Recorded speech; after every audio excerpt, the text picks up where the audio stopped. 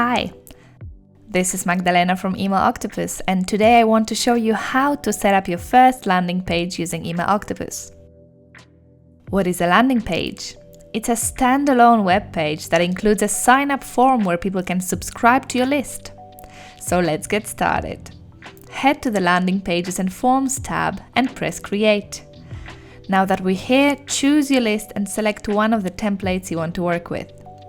You can adjust the template to your liking, add more fields you already created in your account, change the text, add images, and more. Once you're happy with your design, make sure to visit the Settings tab.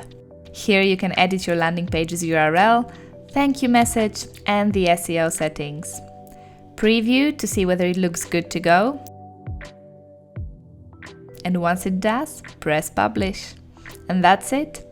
Your landing page is now ready and you can share the link with your customers, publish it on social media, or use it in ads.